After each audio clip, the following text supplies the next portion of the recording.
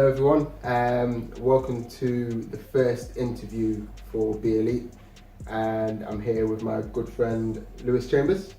Yeah. How are you? Very well, thank you. Good stuff, good stuff.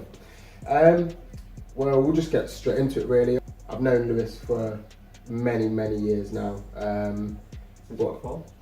Since before, yeah. Maybe too long, some people say. But I won't tell you too much about Lewis. I'll let him do that. I'm just going to ask him a few questions and then go from there, really. So, just tell us a bit about yourself, Lou. Well, my name is Lewis. I'm currently the Academy Sports Scientist at Burton Albion Football Club. So I oversee the whole programme from the under-18s down to the under-9s. Basically full-time football, which is a dream come true for me. It's going well. So just tell us a little bit about how you got into your role, so sort of where you started and obviously where you are now. At school, played football a lot. Didn't really know what I wanted to do. Got good GCSE results. Ended up signing for Notts County when I was 15. But still didn't really know what I wanted to do in terms of career after school.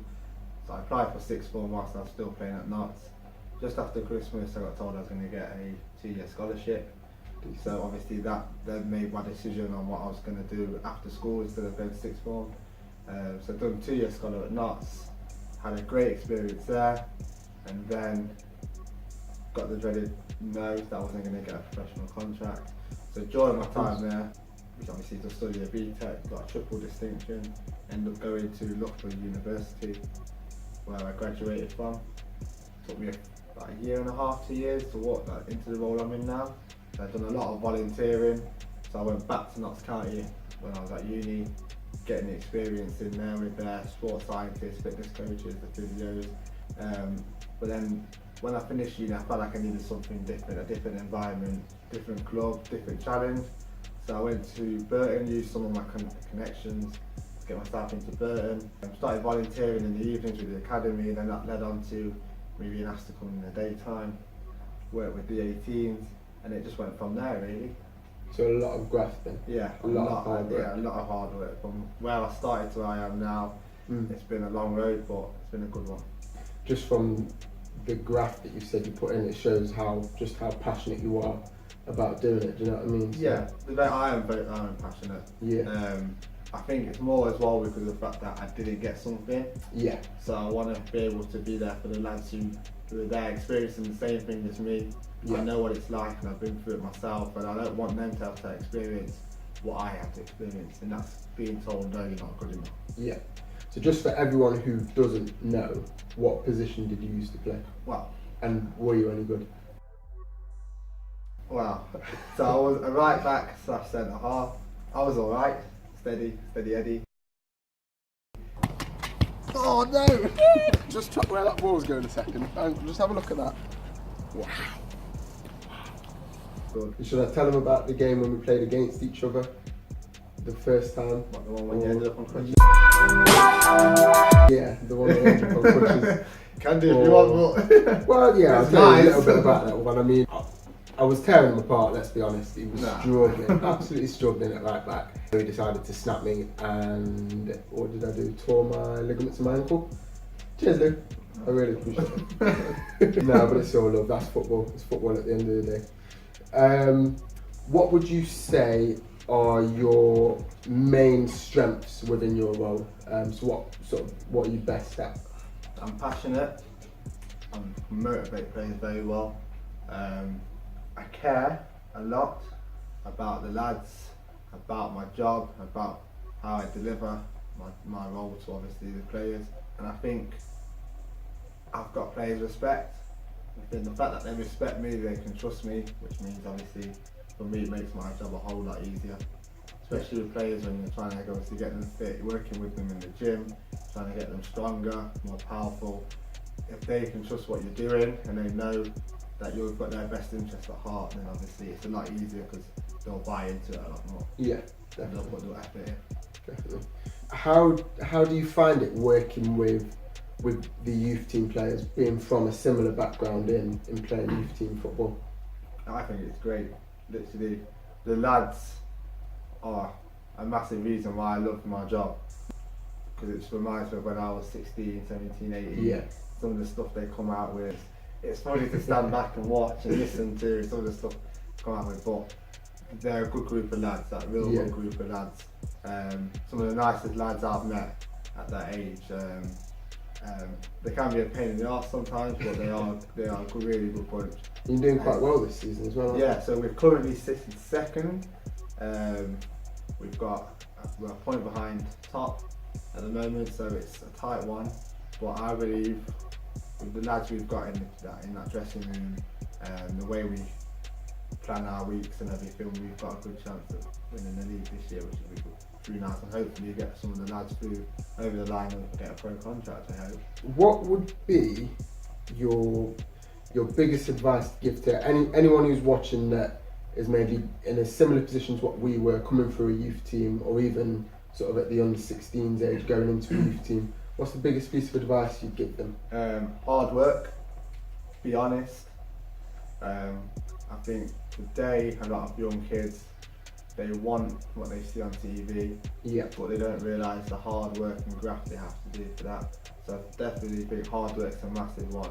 You've got to want to do it, you've got to want to be a footballer, you've got to want to be able to have to sacrifice, not seeing your friends, not doing normal stuff at the age of 16, 17, 18. And I think that's a massive thing what a lot of the young lads are prepared to do. And you see so many talented lads, but they're not prepared to graft for it, they're not prepared to make the sacrifices needed. You see model pros like Ronaldo and Messi, they're always doing stuff to be better, even on their days off. And now you see them in the gym doing recovery sessions. You've got to want to do that kind of stuff. You want to look after your body, eat right.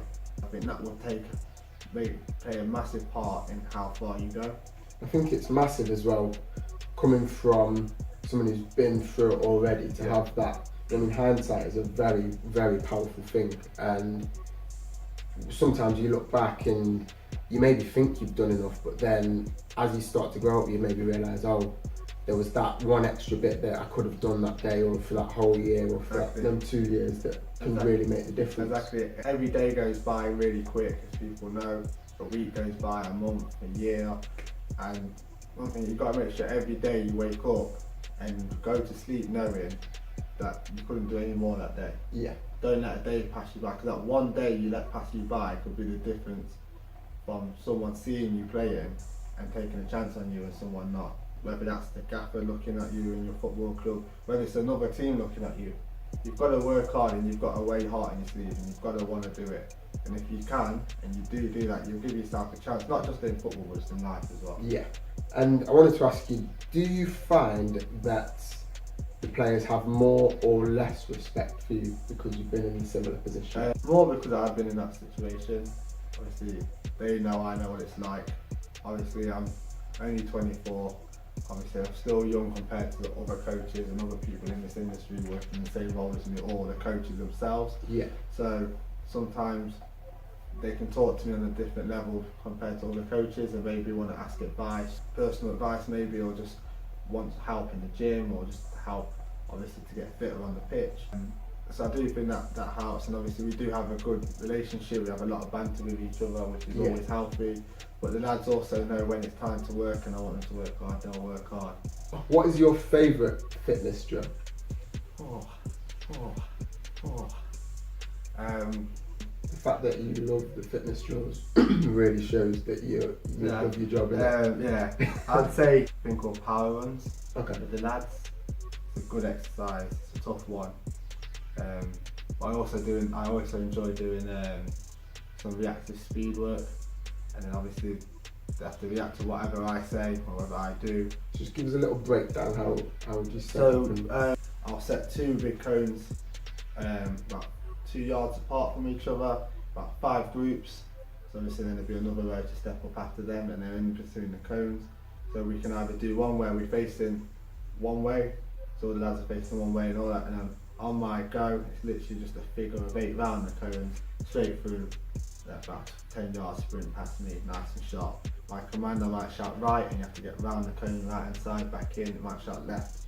So it's nice and sharp. And I might shout turn, it's just a half turn, and I might shout go straight after that, and it's literally just straight out. Yeah. So it's it's getting them on their toes, getting them ready. We usually try and do that on a Friday, getting them nice, short, sharp, getting them thinking, getting them listening, getting them ready for a game on a Saturday. Yeah. It gets me to be able to see the ones who are up for it, the ones who are obviously listening, the ones who are ready for it on their toes. I enjoy that one a lot. I know from sessions you've done with me in the past, you've got loads of stuff in your locker, whether it's on the field, on the grass, or if it's in the gym. You put me through my paces sometimes, and I think hopefully we'll get another session in soon, and we can show these guys what you're really about. Hopefully you don't put me through too much pain. Say in the gym, is that bike exercise we done, very good. That's one which I just kind of made up myself one time when I was in the gym training myself. Part of me wishes you didn't. Yeah. There's another one way you can do, which is a 4-minute cycle. You try and hit 2k in 4 minutes and repeat that 6 times with a 1.5 minute rest in between, which is a blow. It's a good one. There's loads of stuff I like doing in the gym if I'm doing extra work with players. It's fun, something different, gets them in a different environment as well. What kind of training would you recommend for someone who's maybe in my position, they've had a long time out injured, in a position now where they can physically do what they want? What sort of stuff would you recommend to get back to fitness? So plenty of strength work, especially with what happened with your leg breaking it. So plenty of strength work in the gym, and getting out on the pitch as much as possible, doing different types of runs to build your fitness up, and some speed work, some reactive work, some power work on the pitch or in the gym, and getting on the football as well. Yeah. And that's the main thing, getting touches on the ball, just getting involved in any games, trying to get that match fitness back. You can do all the running in the world, you can do all the strength work or whatever in the gym, or your power work, but where you need to be is on the football, playing games, because that's where you'll get your match fitness. And would you say that you're actually fitter than the players that you train with? Do they come close? Nah. They're fitter than me, yeah, definitely. So sometimes you put sessions on and you're blowing. Yeah, definitely, yeah, of course. But they shouldn't lose to me, because if they are, as lads who are trying to become full-time footballers who train every day, if they're losing to me, then we've got a problem. And maybe that means that I'm not doing my job right if I'm beating them. So yeah, but on the whole, our group of players are very fit players. This is probably the fittest group of players I've seen.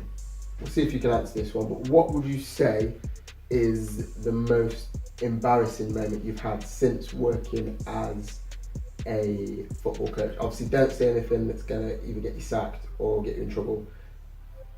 The most embarrassing thing? I don't really know, to be honest.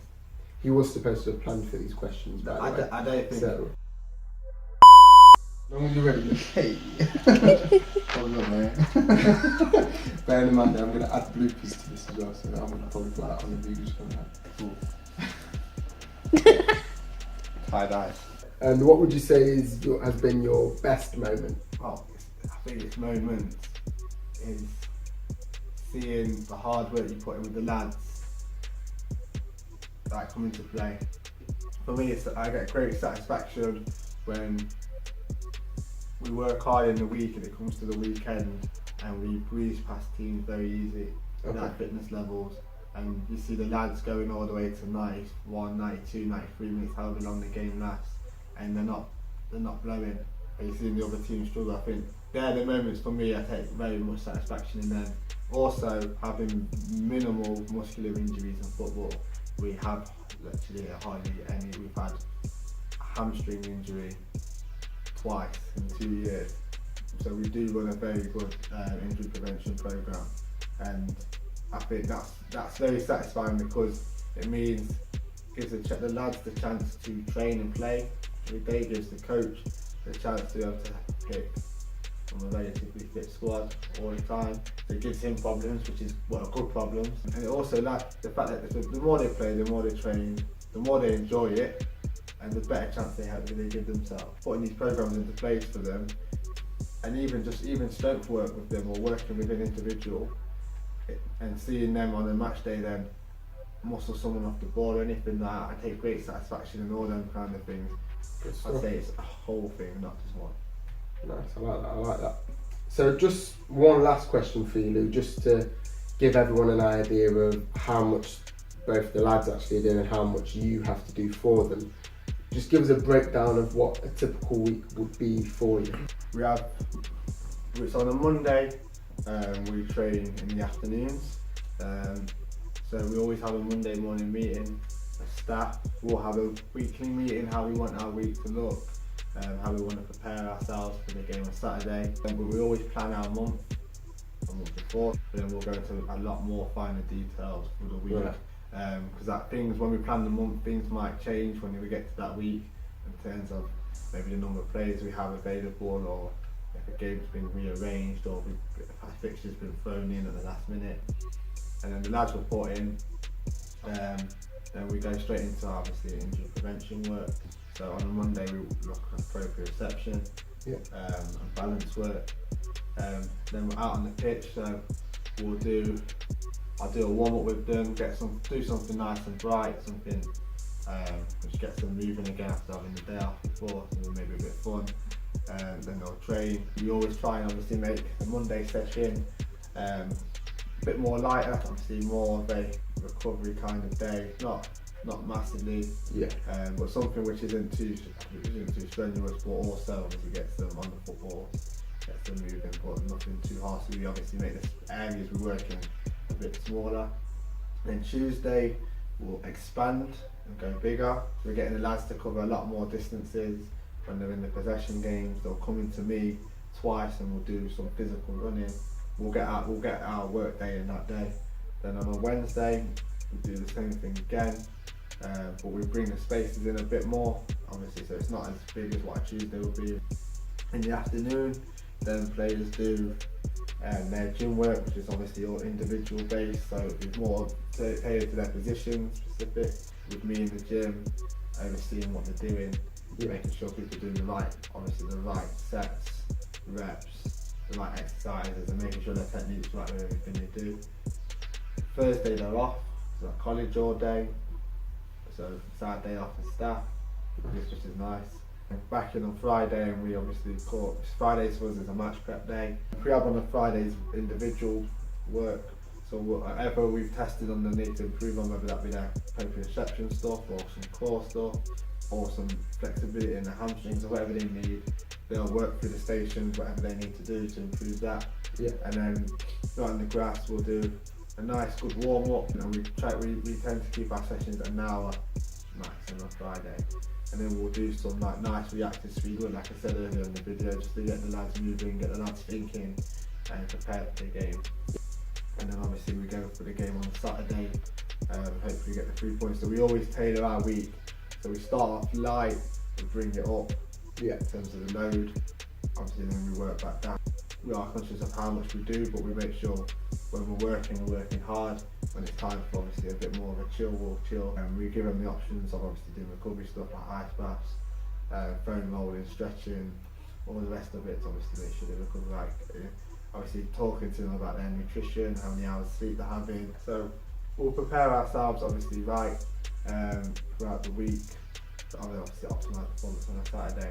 Alongside that I do all the preparation obviously, so making sure all the equipment's there, making sure we've got everything sorted, making sure on the match day all the water bottles are done, the recovery shakes are there, you have food in the change room on the match day, like Jaffa cakes and jelly babies, just as obviously an energy source. Obviously if we've got a midweek game thrown in there, things will shape up a bit differently. It sounds like you have a lot of work to do, and obviously like you say, you've got to be dedicated to do something like this with the work that you have to put in. I mean that's all of my questions. The one last thing I'd like to ask you is just if anyone does ever want any advice, what's the best way to contact you? So if you my email address is lewischambers14@hotmail.co.uk. My Twitter is @lewischambers14. I'm on Instagram as well, that's lewischambers14 as well. So contact me on any of them if you ever want any advice, if you ever want to do any work or anything like that, I'm more than happy to help. Good stuff. So yeah, you've heard it from the man himself. If anyone needs any help, he's definitely helped me a lot during my time, obviously through this, not even just this injury, other ones I've had in the past, general fitness work, getting ready for pre-season. Lewis is definitely putting a lot of work with me and other people I know as well. So yeah, I mean, thanks for coming in and speaking with us. And I hope everyone enjoyed the video and could take a lot from what Lewis has said. So give Lewis a follow, give me a follow on Instagram at beelite.co, on Facebook at beelite.co, and yeah, just subscribe to the video, like if you liked it, and thanks, Lou. No worries. Cheers. See you later, guys.